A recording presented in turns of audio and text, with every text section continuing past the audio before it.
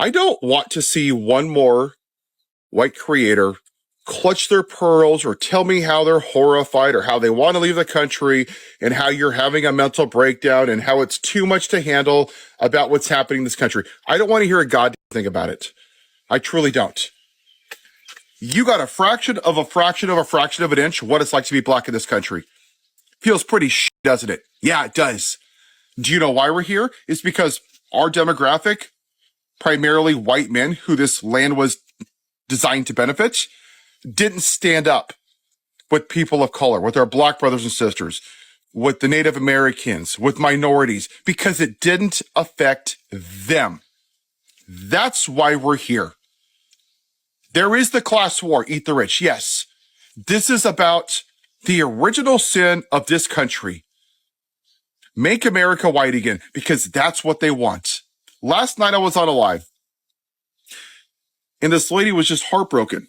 She's like, I don't know, like we had, 75 years of progress, and it's all being taken away. And I asked a question, and I think it's the right question.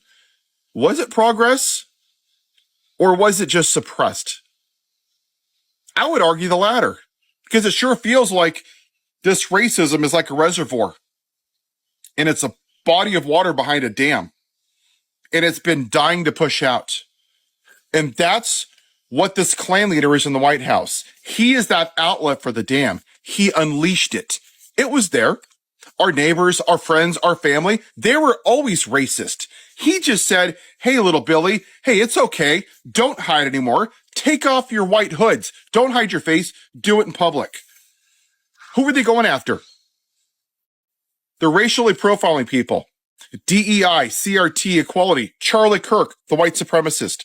Hey, if the pilot's black, do I know that they're qualified? Has he ever said that about a white pilot? Of course not. Who did they pick? The most unqualified, bumbling idiot. A convicted felon, caused an insurrection, cheats on his wives, sexual abuse. But hey, you know what? He's white.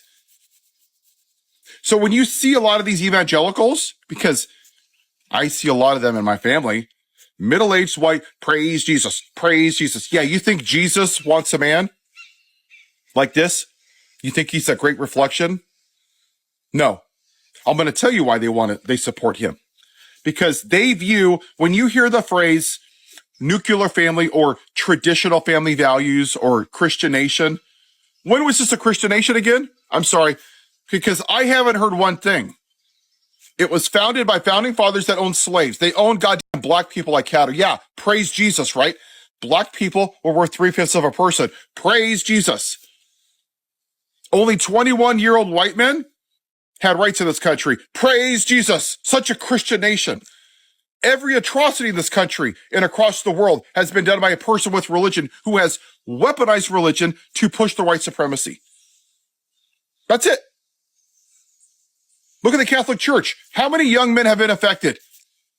And none of you Catholics stood up. You still go to church and give your tithes while they pay out billions of dollars in civil lawsuits because it didn't affect you, so you don't give a damn.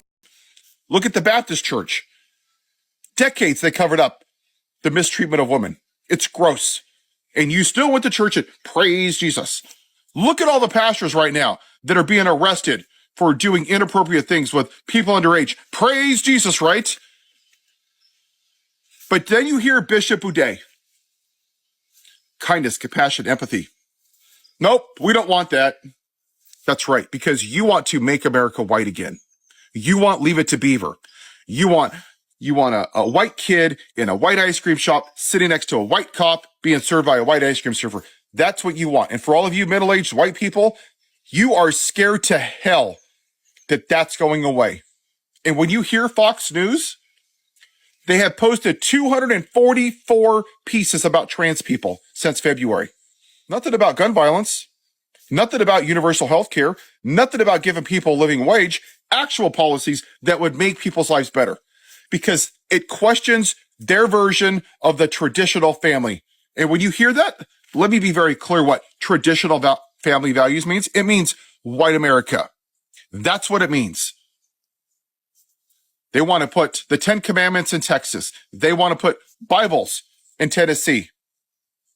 I'm a person of faith. And I have no right, zero, to push my religion or my faith on you. That's what free will is. See, and those white Christian nationalists, those white supremacists, they don't want free will. They want to push their religious ideology on you because they actually believe this is a Christian nation, because they don't want to take 2 seconds to realize that we are a third world country, that we've never been a great nation for everybody. And that's done through indoctrination, right? You're born in American flag diapers and you wake up every morning and you eat your Freedom Wheaties and you do the Pledge of Allegiance. Best country in the whole universe ever by not even a close measure. Then you feed your pet bald eagle and you go to work and you polish the Constitution and you have 800 trillion American flags. America, America, yeehaw, America first. But see, you don't give a damn about the people that the flag represents.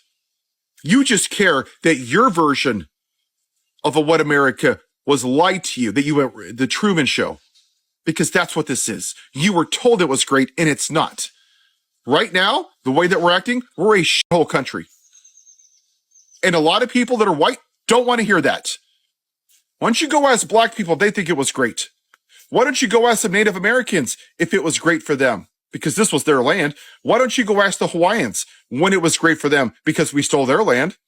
We took the land from Mexico.